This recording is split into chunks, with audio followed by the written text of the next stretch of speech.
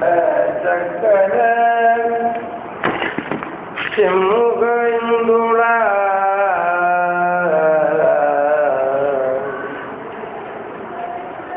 சகட சக்கர தாமரை நாயகன் அகட சக்கர உண்மணியாவுரை நானும் விகட சக்கரன் இப்பதும் போற்றுவார்.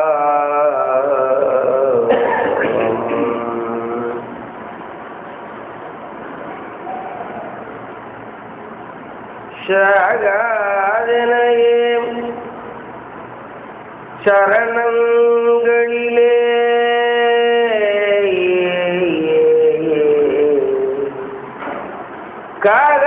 காகானமனார் கலகஞ்செய்யுநாள் வாகா முருகா மயில்வாகனே யோகா சிவஞானோபதேசிகனே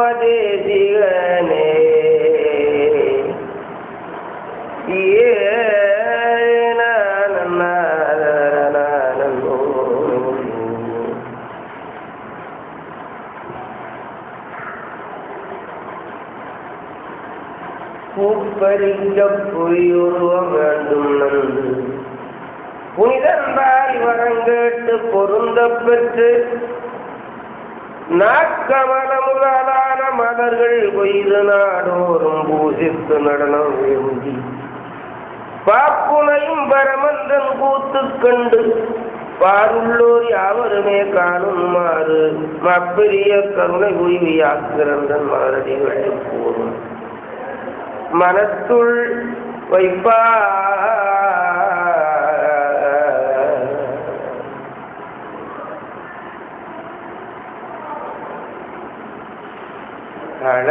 அளவிலாருள் பெற்றான்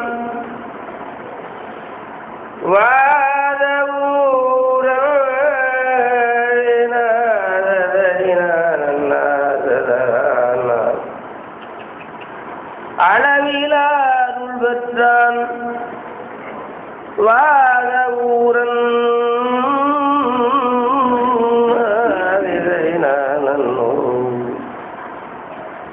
வைத்திருக்க முடியாமல் வாரி தந்தான் வைத்திருக்க முடியாமல் வாரி தந்தான் அடவிலா உயிர்கள் நல்ல கதியை பெற்று ஆவதும் போவதும் இன்றி வாழ்ந்தார் களவிலா மனமுடையவாத ஊரம் கருணைக்கு யாம் செய்யும் கைமாறுண்டோ உடமேலாய் நிற்கின்ற வாசகத்தை ஓதுவதும் உருகுவதும் ஒப்பதாமே.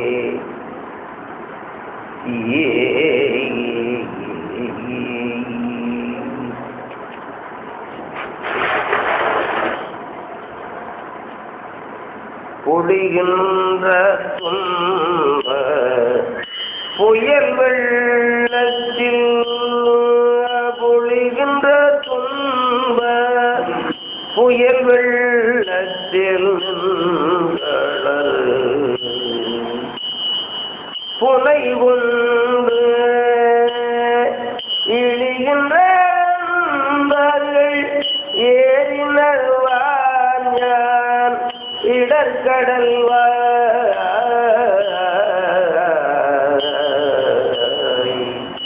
சுழிகென்று மாதல் திரை பொற காம சுரவெறிய அழிகின்றன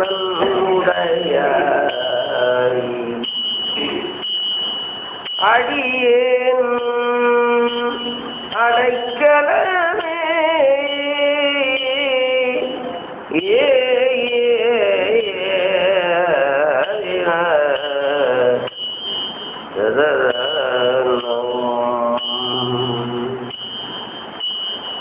திருச்சிற்றம்பலம். பார்வதி வதையே.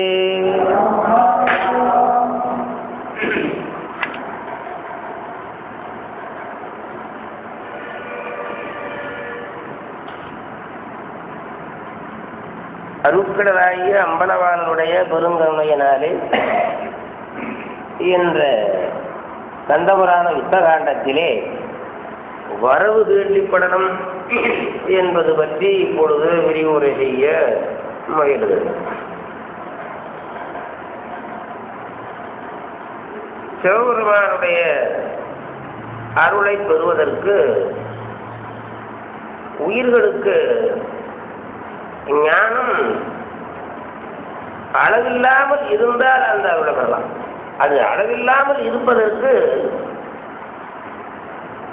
ஒரு பிறவியிலே அந்த ஞானம் வராது. அது பல கோடி பிறவிகளிலே செய்தவற்றினாலே ஞானம் ஒரு பிறவியிலே வராது. ஞானம் என்பது எவ்வளவு பெருசு, அளவு கூடாது. அவ்வளவு பெரிய ஞானம் ஒரு பிறவியில வருமா? வராது. அதனால பல கோடி பிறவிகளை செய்த தவத்தினாலே சிவஞானம் உண்டாகும். அப்படி சிவஞானம் வந்தவனுக்கு தான் சிவனிடத்திலே மாறாத பக்தியும் புத்தியும், சிவனிடத்திலே அன்பையே வேண்டி அந்த அன்பை பெற்று அருளை பெறுவான். அந்த ஞானம் சிவனை கண்டவர்களுக்கு கூட வருவது அரிசாது. இப்போ நம்மெல்லாம் சிவனை காணவில்லை, காணலைனா கூட நமக்கெல்லாம் சிவஞானம் இருக்குதுன்னு நினைக்கிறோம். இருக்குதா? ஓரளவு என்னன்னா சிவனை கும்பிட்டுக்குது, பக்தி பண்ணிக்குது, வேற எதையும் பெருசா கேட்கல. நம்ம வேற சூற மாதிரி கேட்கறோமா? எம்எல்ஏ பதவி கொடு, மந்திரி பதவியை கொடுன்னு கேட்கறோமா? அதெல்லாம் ஒன்றும் கேட்கறது இல்லையில. அவனை பத்தி பண்ணி கும்பிட்டு இருந்தா போதும், அந்த பத்திக்கு தொந்தரவு இல்லாம பத்தி பண்ணா போதுஞ்சாங்க. அதுக்கு ஒரு விஷயம், பத்தி பண்றதுக்கு அந்த பத்திக்கு இடையூறு இல்லாம நல்லா கந்தபுராணம் கேட்கற மாதிரி அதுக்கு தடை இல்லாம பண்ணினா போதும். அதுதான் ஞானம். உன்னை பத்தி பண்ணணும். அப்படி அந்த பக்திக்கு வேறு இடையூறு இல்லாமல் நான் நன்றாக உன்னை வணங்குமாறு வாழ்த்துமாறு எனக்கு அருள் செய்வாள் என்று கேட்பது ஞானம். அந்த ஞானம் சிவபெருமானை கண்ட தக்கனுக்கு வரல, சூரமன்னனுக்கும் வரல. சிவபெருமானை கண்டவன். நம்ம சிவபெருமானை காணவில்லை, படத்துல தான் பார்க்கறோம். இது ஒரு நேரா பார்க்க, அவன் நேரா பார்க்கல. யாரு? சிவபெருமான் நேரா பார்த்து அந்த ஞானம் இல்லையே. இல்லை, இதனால அதிகமா இருக்குல்ல. அது நம்ம பார்க்காம ஞானம் வந்துருக்குன்னு வச்சுக்கோ. பார்த்து ஞானம் இல்லையே அப்படின்னா அது எவ்வளவு பெருசா இருக்கணும் ஞானம். அதனால சூரபன்மன் சண்டைக்கு தயாரான, சிவபெருமானுக்கு சண்டை போட தயாரான, சிவபெருமான்கிட்ட வருத்தப்பட்டவன் சிவபெருமானுக்கு சண்டைக்கு தயாரான. அதனால முருகப்பெருமான் தேவர்களோடு திருச்செந்தூரிலிருந்து புறப்பட்டு இலங்கையில ஏமகூட என்கின்ற ஒரு இடத்தை தேர்ந்தெடுத்து அதில் பரிவாரங்களோடு படைகளோடு முருகப்பெருமான் இருந்து கொண்டிருக்கிறார். அதுதான் கதிர்காமம்னு சொல்லும். ஏமகூடத்தை கதிர்காமம் அங்கே போய் முருகப்பெருமான் இருந்து கொண்டிருக்கிறார். ஏகநாயகனாம் ஐயன் இவ்விட இருந்த எல்லை நாகர் மேல் அடி வைத்துள்ள அனாரதன அவற்றை நாடி. இப்படி ஏகநாயகராகிய முருகப்பெருமான் அங்கே படை வீடு அமைத்துக் கொண்டு இருந்ததை நாரத முனிவர் தெரிந்து கொண்டு, நாரத முனிவருக்கு தேவர்கள் மேல பிரியம், தேவரிடத்துல பிரியம் தெரிந்து கொண்டு அதை மாகநீர் புருஷ சூழ்ந்த மகேந்திரபுரத்தில் சென்று போகமார் உலகின் மேலாம் புறவலந்து போயிருக்கான். முருகப்பெருமான் எழுந்துள்ளதை தெரிந்து கொண்டு நேரா நாரதர் சூரபன்மண்டலத்தில் போனார். அப்படி சூரபன்மண்டலத்தில் போய் புக்கணன் அவுணர் உட்ப பொருவிலர் இகழ்வெஞ்சூரன் பொருவிலா இகழ்வெஞ்சூரன் மிக்குயர் திருவினோடு விற்றிருந்துதல் காண சூரபன்மன் அரண்மனையிலே சிங்காசனத்து இருந்தான். அதை பார்த்து நாரதர், இக்கன இணைய தீயோன் இறப்பவன் உண்ணி, இவன் சீக்கிரமா இவன் தொலையணும் அப்படின்னு மனசுல எனக்கு சூரபன்மனை பார்த்தாரு. சிங்காசனத்துல மலை போல இருந்தான். இக்கன இணைய தீயோன் இறப்பவன் உண்ணி, அதனால இவன் சீக்கிரமா தொலையணும்னு மனசுல நினைச்சிருக்கு. வாயா தக்கதோர் ஆட்சி கூறி மனசுல அப்படி நினைச்சிருக்கு. பார்க்கல சூரபன்மன் பல்லாண்டு காலம் வாழு அப்படின்னு படிக்கிறாரு. மனசுல தொலையணும், மனசுல நினைக்கிறதா நடக்கும். மனசுக்கு பலம் அதிகம், வாக்குக்கு பலம் கம்மி. வாக்குக்கு பலம் கம்மிப்பா, மனசுல இருக்குவாரு, அதுதான் பலம் இருக்கு. அதனால சார்ந்தனன் தவத்தின் மேலும் அங்கைகள் மலர் என்று ஆட்சி செய்தாரை நோக்கி, எங்குடை இங்கு வந்தது என்ன நீ யாரை என்ன, மங்கையோர் வங்கன்மவும் வடபெருங்கையில வாழ்வேன், நுங்குல தலைமையாக வைகளும் ஓற்றல் செய்வேன். அதனால நீங்க யாருன்னு கேட்டா நாரதரை சொன்னாரு, இந்த மாதிரி நான் சிவபெருமான் இருக்கிற கைலாயத்தில் இருப்பவன், உங்க கூட்டம் இன்னும் அதிகமாக வளர வேணும் வாழ வேணும் என்பதற்காக நான் தவம் செய்கிறேன் அப்படின்னு.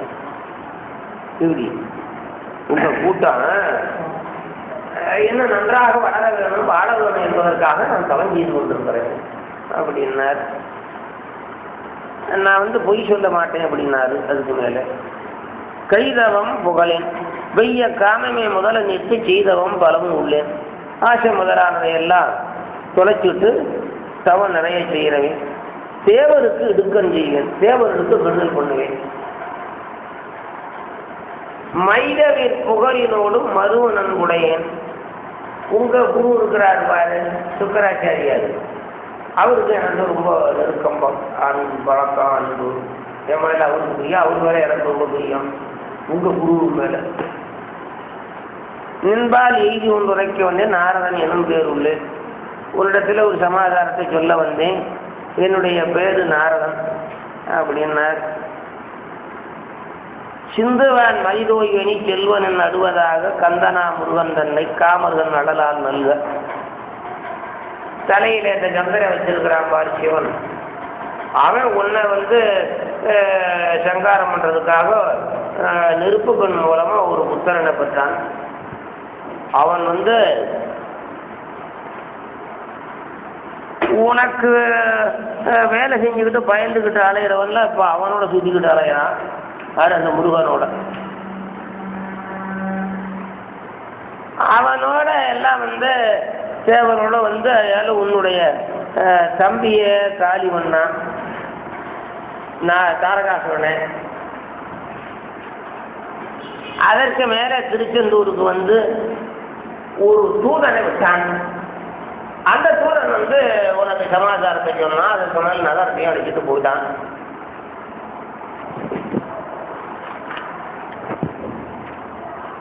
அந்த தூதன் போய் சொன்னதை கேட்டு இப்ப முருகன் அந்த தேவ கூட்டத்தோட உன்னுடைய நகரத்துல வடக்கு திசையில இருக்கிறான். அங்க பாடி வீடு அமைச்சுக்கிட்டு கூட்டத்தோட இருக்கிறான். இதெல்லாம் நான் பார்த்துட்டு உன்கிட்ட சொல்லாம இருக்க முடியல, அதுக்குன்னு நான் சொன்னேன் அப்படின்னு. இந்த யார் சொன்னது? நாரதர். சூரபன்மன். என்னது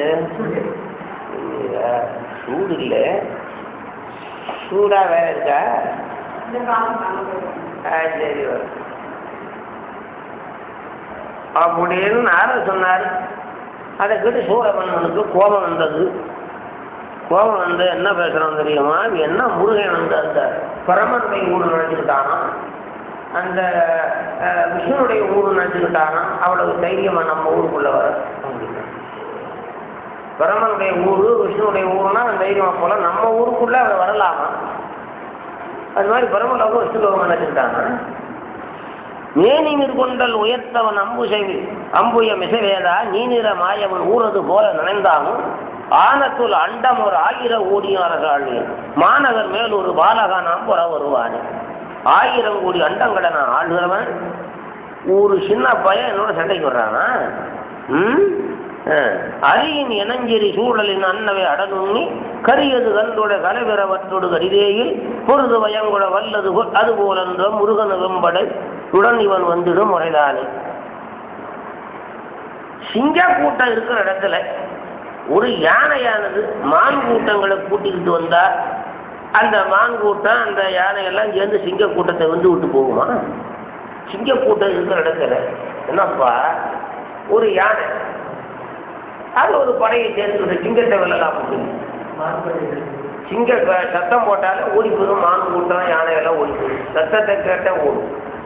அப்படி சிங்க கூட்டங்கள் இருக்கிற இடத்துல ஒரு யானையானது ஒரு மான் கூட்டத்தை கூட்டிகிட்டு வந்துச்சுன்னு சொன்னால் அது வெட்டி விடுமா? அது போலதான் இப்போ வந்திருக்கிறான் முருகன். அவன் படையோட வந்தால் வெட்டி விட்டு விடுவான். முருகன் ஒரு யானை வந்திருக்கலாம். யானைக்கு மான் கூட்டம், சூரபன்மன் சிங்கம். வேலை கடந்தனதான் இகழ்ந்து வயன்பூதல் சால நெடும்பட தன்னுடன் நகர் சார்வானா கால இதங்கவன் ஈரங் அழிப்பல் கருத்தில்லா பாலகன் என்று வீடு என்பதை என்பதும் பாறையினார். சமுத்திரத்தை கடந்து இந்த பூதப்படையோட இங்க வந்து சேருவானா? இப்படி ஒரு காலமா? அவனுடைய வீரத்தை நான் அடித்திடுவேன். விவரம் தெரியாத சின்ன பையன் கூட நான் விட மாட்டேன். கருத்தில்லா விவரம் தெரியாத சின்ன பையன் அந்த தேவனுடைய பேச்சை கேட்டு தேவேந்திர பேச்சை கேட்டு வந்திருக்கிறான். அதை நான் பார்க்க மாட்டேன். ஒரு பாலகனை வந்து கொன்றான் வென்றான் என்று சொல்லி கூட நான் வசை வர முடியல. ஒரு சூரமன்னன் ஒரு பயலோட சண்டைக்கு போகலாம், அதையும் நான் பார்க்க மாட்டேன். முன்னொரு சூழ்ச்சியின் அசமுகி ஒன்கர முடிவித்து ஒன்னலராய் அவர் உம்பர்கள் யாவரும் உயிர்ந்தாரோ எண்ணில யானோட விற்பனை அட்டனமே உண்ணி தன்னுயிர் போவது அறிந்தில நின்னவர் தங்கி வந்தான். அதால ஒரு சூழ்ச்சியினாலே அசமுகி கையை ஒட்டினான். அதுக்கு மேலே என்னுடைய தம்பியை அந்த கரவஞ்ச மலையோட காலி பண்ணிட்டான் அப்படின்னு சொல்லி அது மாதிரி எடுத்துக்கிட்டு நகருக்கு வந்தானா அது மாதிரி செய்திருவோம்னு ஆலிய தண்டிர ஆளி கடைந்தவன் அலையில்லா வேலி உறிந்தது வாசவன் நம்புய மெசமேயோன் வாலிய நம்பையர் கூறின அஞ்சினர் வரை குற்றார் கூலி புனைந்தவர் பாலகனும் அமர் புரிவானே. அதனாலே அம்புயத்தில் இருக்கிற பிரம்மா, வாசவனாகிய இந்திரன், அதுக்கு மேலே ஆளியில் இருக்கிறவன் விஷ்ணு, இவெல்லாம் என் பேரை கேட்டாலே நடுங்குவான். அப்படி இருக்க ஒரு சின்ன பையன் என்னோட சண்டைக்கு வந்திருக்கிறானா? அந்தரமேல் ஒரு செங்கதிரை சிறை அமர்வித்த மைந்தன நாற்படை தன்னுடைமை வயப்போரால் முந்திய பூதரை ஏனைய வீரரை முடிவித்து கந்தனை ஒல்லையும் வெற்றி கொண்டு இருக்கும். அதனாலே சூரியனை பிடிச்சு சிறையில போட்டவனா இருக்கிற என்னுடைய மகனை 4 சேனையோட அழுத்தி இந்த பூத கூட்டத்தையும் தேவ கூட்டத்தையும் வெளில போகணும். இதெல்லாம் நீ தெரிஞ்சுக்கணும் அப்படின்னு நாரதன் சொன்னான். என்றது என்ற சுரேசன் என்று அசுரேசன் இசைத்தலும் நாரதன் இவகையடா நன்றுது நன்றுது தாட்களை இன்னி நல்லது நல்லது நீ சொல்லுகிற யோசனை நல்லது நல்லது தாமதம் பண்ணாதே உடனே நகர்சூட சென்றவனை போல நண்படைய உடி செல்கின்றேன் வென்றி நுமக்குற நோற்றிடுவான் விண்போனான். அதனால உடனே சீக்கிரமா அனுப்பு படைகளை. நான் நேரா கைலாயத்து போய் உனக்கு வெற்றி கிடைக்கிற மாதிரி இந்த தவத்தை பண்ணேன் அப்படின்னு நாரதன் இறைய கூடி நகையோடு போதலோடு நாரதனுக்கு சொல்லிட்டு சிரிச்சுக்கிட்டு போனாங்க. நம்ம சொல்றது இந்த மாதிரி புரிஞ்சுக்கல நெசமுனை நெப்பிச்சா பார்த்தியா நெசமுனை நெப்பிச்சா இவன் ஜெயிச்சிருவான் நம்ம அப்படின்னு நாரதனை சிரிச்சுக்கிட்டு சூரருள் ஆற்றல் நுட்போல் துண்ணன அயலினந்த கோரனூர் கோரனன்னு ஒற்றரை குறித்து நோக்கி வாரிதி இறைவை பற்றி வல்லையில் நிகழ்ந்தான். அதனால பக்கத்தில் என்ன வீரன் கோரன் உட்கோரன் 2 பேரும் கோரன் உட்கோரன் எல்லாம் நெருப்பு மாதிரி இருப்பாங்க. அதுதான் அந்த ராஜ்யங்கள்லாம் எப்போ சண்டை கிடைக்கும் அப்படின்னு வெறியெடுத்து அடைக்கிறாங்க. இப்போ இந்த வம்பு சண்டைக்கரை நம்ம உலகத்தில் வம்பு சண்டை அடிதடி இதே போட்டு பழகினவனுக்கு ஒரு மாசமெல்லாம் ஒரு சண்டை வம்பு கிடைக்கலன்னா அவனுக்கு ஒரு கவலையா. எனக்கு தெரிஞ்ச ஒரு ஆள் இருந்தார். அப்புறம் என்கிட்ட ரொம்ப பயபுத்தியாக டீச்சராக வந்தார். உங்கள்கிட்ட பழகின ஒரு பானை தினந்தோறும் ஒருத்தனையாவது அடிச்சுக்கிட்டு இருப்பேன். அவர் சொன்னது தினந்தோறும் ஒருத்தனை அடிச்சுக்கிட்டு இருப்பேன். உங்கள்கிட்ட பழகின ஒரு பாடம் அதை விட்டுட்டேன் அப்படின்னு. அது மாதிரி அதுலேயே பழகினவனுக்கு ஒரு வம்பு சண்டை அடி போக்குவரத்து அதை மற்றவங்களை செய்யலைன்னு சொன்னால் அவனுக்கு எப்படியோ வெறி பிடிச்சா போகுது. ஆமாம் ஆமாம் ஆமாம். அது எதில் பழகினானோ அது இல்லையாமல் கவலையா. அது போல அந்த ராட்சசன்லாம் அது போல கோரன் உட்கோரன் என்கின்ற அந்த வீரர்களை கூப்பிட்டான், தூதர்களை கூப்பிட்டு அந்த வருணனை போய் பிடிச்சிட்டு வந்தான். வருணன் சொன்ன தெரியுமா? அவர் தான் அந்த தண்ணீருக்கெல்லாம் அதிகரி, சமுத்திரத்திலிருந்து மலையிலிருந்து நீருக்கு அதிகரி. அவனை போய் கூட்டிக்கிட்டு வந்தான். உடனே போனால் ராஜா அவங்களோட கூட்டிகிட்டு வர சொன்னான்னா விடுங்கப்பா இது அடிக்கிட்டு வந்துட்டேன். ஆறு வரல வந்தேன், கும்பிட்டேன், நடுங்கினேன், பயந்து நிற்கிறேன். ஆறு வருணன் அப்படின்னு அவனை நெருப்போல பார்ப்பாங்க. பவ்வநீர் அரச கேணும் பங்கையத்தவனுமாலும் செவ்வியன் உணராவண்ண ஒடித்தவன் சிறுவன் தன்னை. இதை பாரு.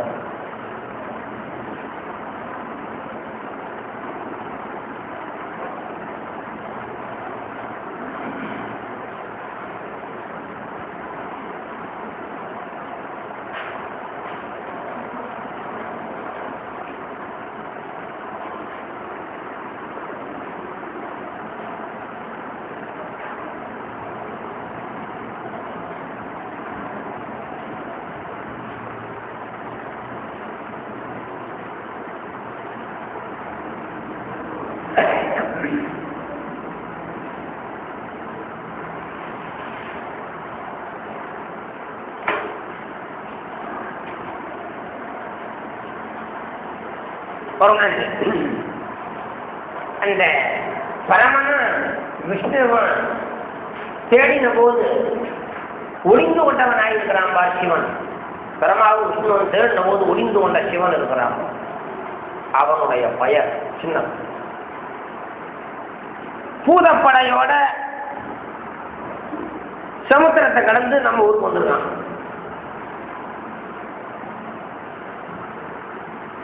எப்படி சமுத்திரத்தை அவங்களை கடத்த நீ நல்ல கேள்வி. சமுத்திரமும் கண்ட்ரோல் இருக்கும். அவ்வளவு கூட்டம் நம்ம ஊரை நோக்கி வர்றது உனக்கு தெரிஞ்சுதானே? அப்ப நீ அவனுக்கு உடன்பாடா? அவனை உள்ள விடலாமா? சரியான நடுக்க வந்துருச்சு. மண்படும் புவனம் போற்று மன்னகுகள் பொயங்க மீது கண்படு முகுந்தன் வேதா கடவுளர் தலைவரோடு விண்படு என்படு துணைவரானோர் யாவரும் புடவை சொல்ல விண்படு நெறியச் சென்றான் வீரவற்றடக்கைவர்.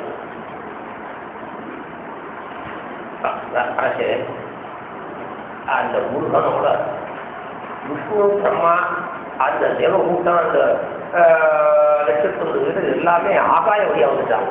அதை எப்படி நான் இருக்கும்? ஆகாயம் சமுதிரத்தில் வந்து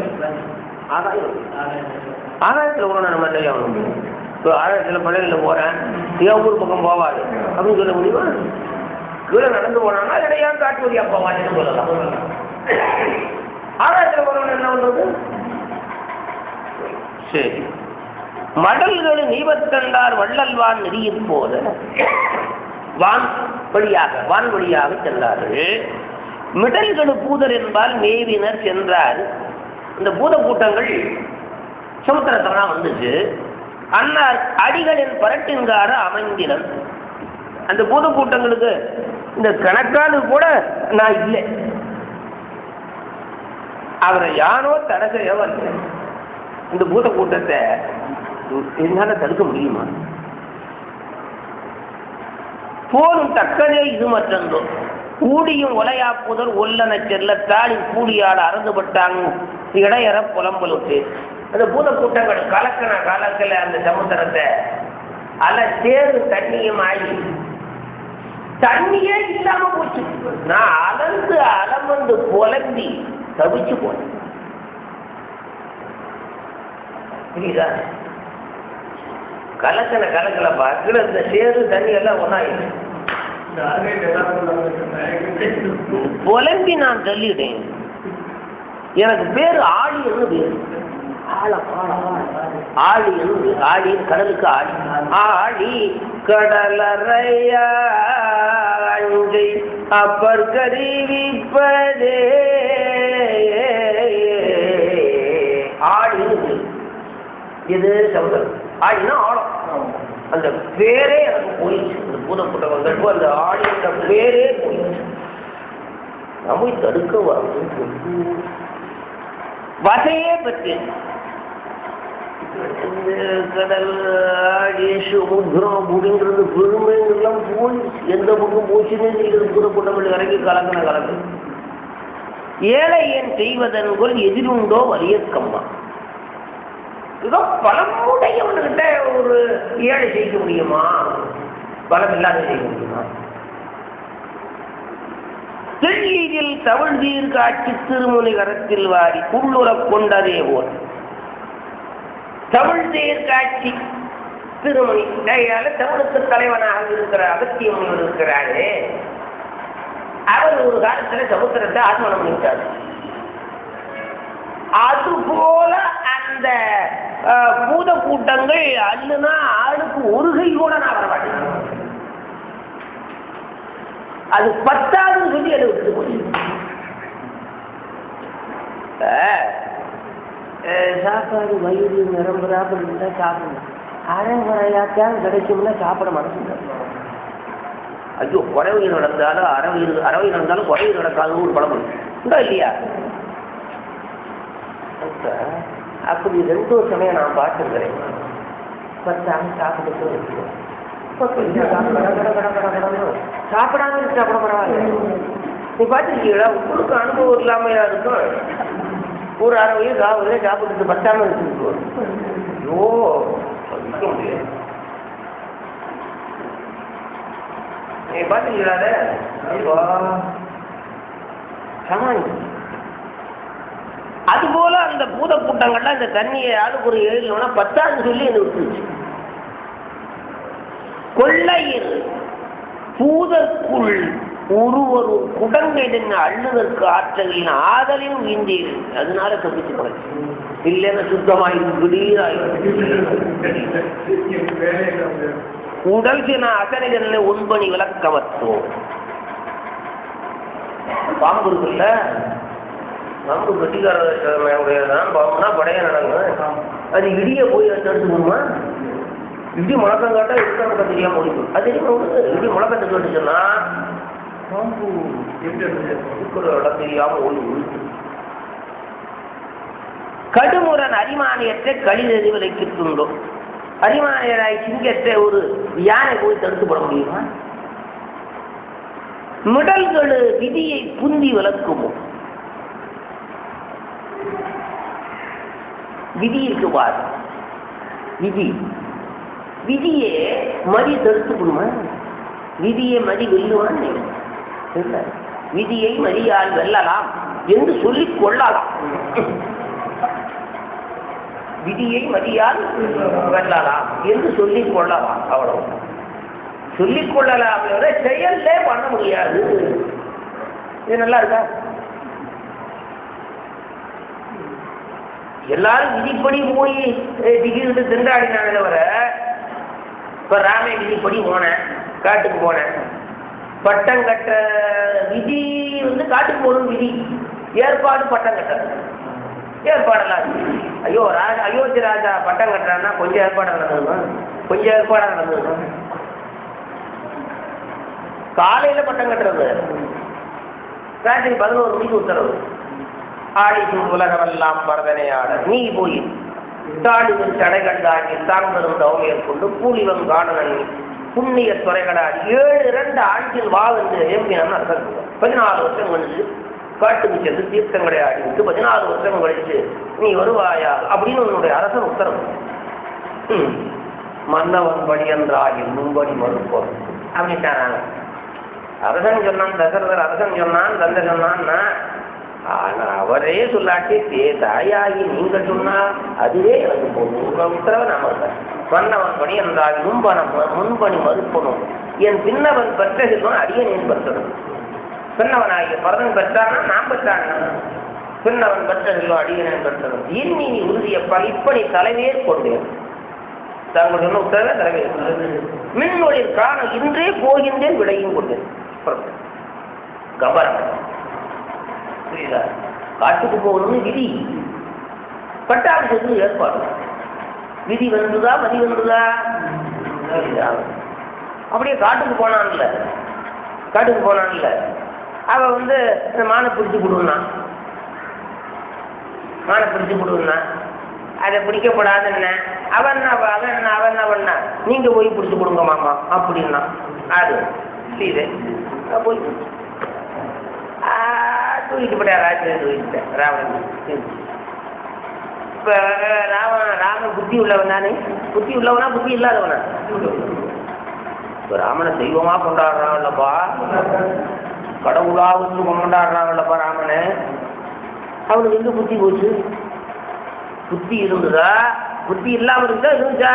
இருந்துச்சு, புத்தி இருந்துச்சு. ஆனா புத்தி வந்து விதியை வெல்ல முடியவில்லை. மதி இருந்தது, மதி விதியை வெல்ல முடியவில்லை. வெஞ்சின விதியினை வெல்ல வல்லம் ஒன்று விட்டார் லட்சுமணன். விதியே மதியாலே வெல்ல முடியாது, விதியை மதியால் வெல்லலாம். இத வார்த்தையிலே சொல்லிக் கொள்ளலாம். வளர்ந்தா யாரு விதியை வென்றவங்க கிடையாது. எங்க இருக்காரோ அதை வென்றவர்கள்